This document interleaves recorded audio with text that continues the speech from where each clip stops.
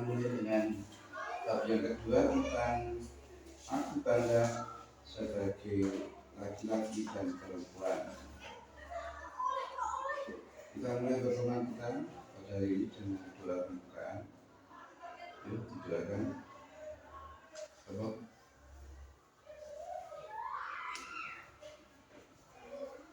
Mari kita berdoa dalam nama Bapa dan Putra dan Roh Kudus.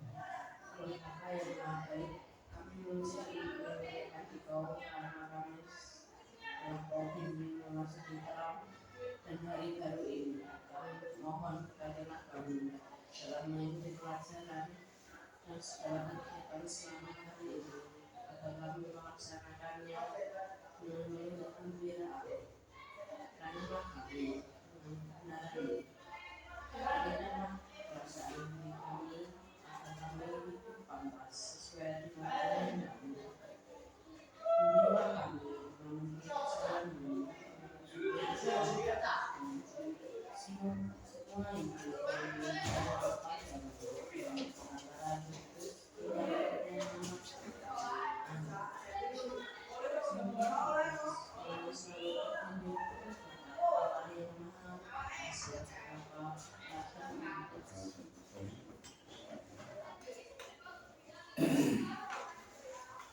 Kita bangga sebagai laki-laki dan perempuan. Pada umumnya kita ini sebagai remaja mempunyai kebanggaan terhadap keberadaan diri kita, baik ia sebagai laki-laki dan sebagai perempuan. Kebanggaan yang kita miliki itu disertai dengan tumbuh dan berkembangnya badan kita. Kita yang laki-laki memandang bahwa perempuan adalah suka menangis, cengeng, lemah dan sebagainya. Lalu perempuan sering memandang laki-laki sebagai orang yang bersifat keras, yang tidak mau kalah, marah kasar dan menang sendiri. Itu laki-laki dan sifat perempuan. Kebanggaan yang terlalu besar terhadap keberadaan dirinya menutup diri karena itu melihat hal-hal yang tidak baik dan juga indah pada lawan jenisnya.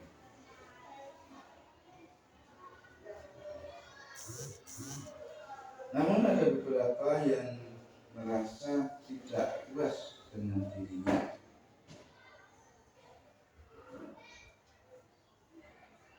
Ada pula yang menyesal, kok wajahku begini, kok badanku gemuk, kok badanku pendek, hitam, dan sebagainya.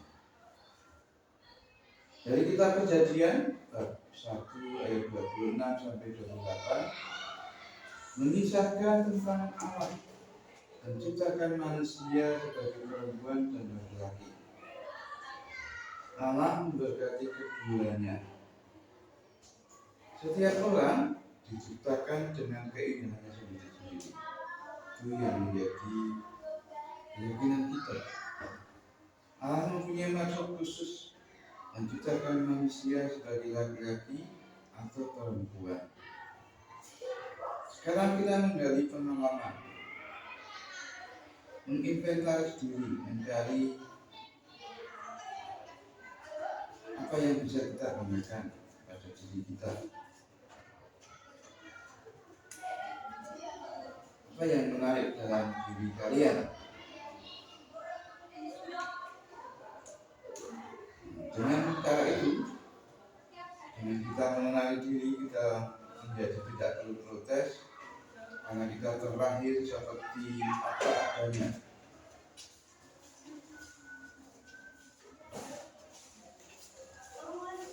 Hidup adalah anugerah. Hidup itu yang kita hidup ini menjadi anugerah. Kalau saudara kita bilang hidup itu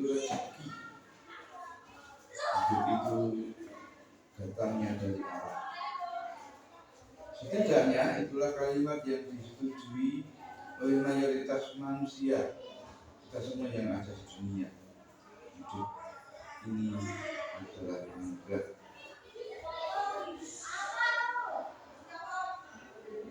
Lalu kenapa kita justru seolah-olah menyalahkan Tuhan, tidak terima, kurang puas dengan posisi atau keadaan fisik kita?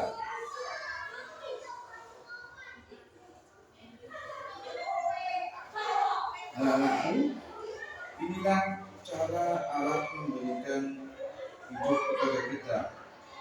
Hidup sebagai anugerah berarti kita bisa mensyukuri, merasakan, dan mengembangkan hidup kita itu sebagai anugerah dari Allah dan menjadi sungguh-sungguh milik kita. Kalau hidup hanya berdasarkan anggapan teman atau penglihatan dari rekan-rekan kita, maka hidup kita tentu tidak akan menjadikan kita sebagai pribadi yang puas pada diri sendiri.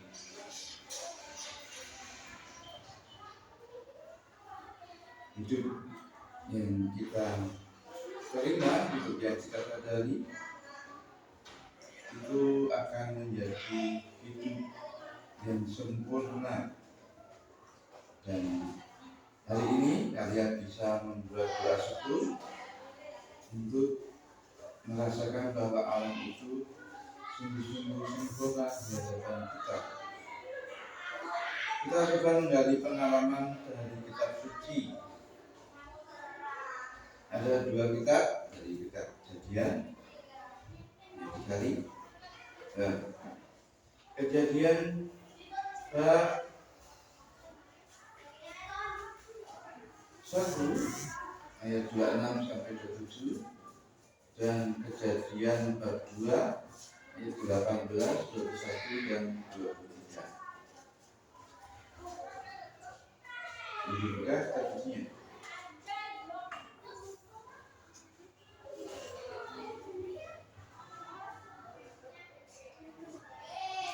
Bab 1 ayat 26.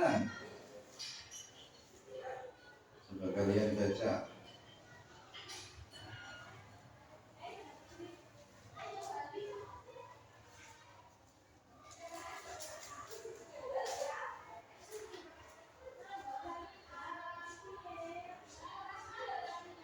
Berfirmanlah Allah, baiklah kita menjadikan manusia menurut gambar dan rupa kita, supaya mereka berkuasa atas ikan-ikan di laut dan burung-burung di udara dan atas ternak dan atas seluruh bumi dan atas segala binatang melata yang merayap di bumi.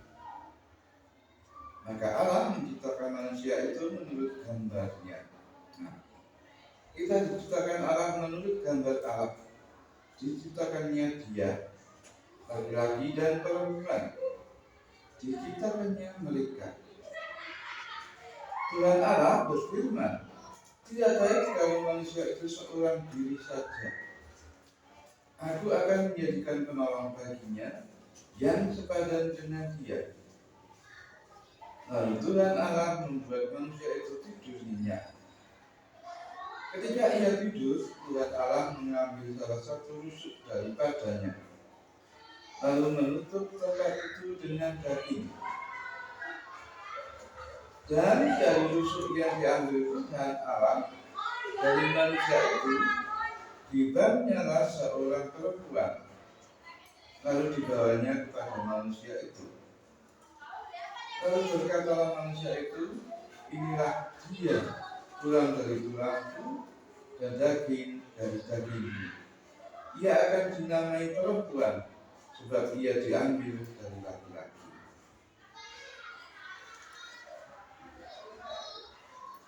Jadi tiap manusia, siapakah ia, baik perempuan atau laki-laki, harus mengakui dan menerima keadaan dirinya, seksualitasnya, atau ciri-ciri fisiknya. Sebab ketika menciptakan manusia sebagai pria dan wanita, Allah menganugerahkan kepada pria dan wanita martabat pribadi yang sama dan memberi mereka hak-hak serta tanggung jawab yang khas. Itu tentang laki-laki dan perempuan, baik dalam kitab suci maupun dari bacaan dari pengalaman pribadi. Dalam tugas kita, anak-anak, pertanyaan itu, apakah orang tuamu merasa bangga atas dirimu sebagai perempuan atau laki-laki? Apa saja yang membuat mereka bangga tersebut? Apakah kalian juga merasa bangga dengan dirimu? Apa yang membuatmu bangga?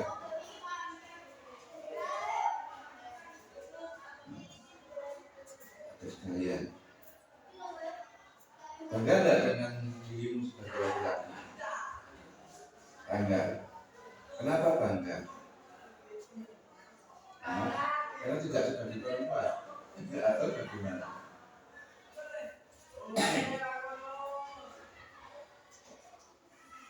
Kita semua sama, baik laki-laki dan perempuan. Kita harus bangga karena kita diciptakan sama seperti Tuhan. Baiklah kita baiklah Allah, kata-kata Allah menciptakan manusia itu menurut gambarnya, menurut gambar Allah diciptakannya dia, laki-laki dan perempuan. Nah, itu kita diciptakan itu gambar Allah. Jadi kalau kita melihat diri kita dalam cermin atau dalam mungkin di air yang jernih, wajah kita akan kelihatan. Disitulah kita mencerminkan wajah Allah. Dan itu disebut dengan apa? Kita adalah gambaran Allah yang ada di dunia.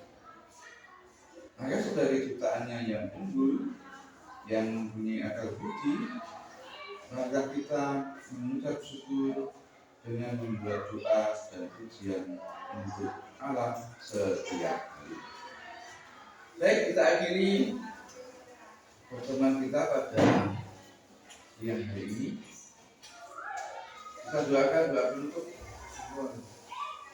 Ini kita doakan doa penutup. Dibaca yang keras. Mari kita berdoa. Dalam nama Bapa dan Putra dan Roh Kudus. Amin.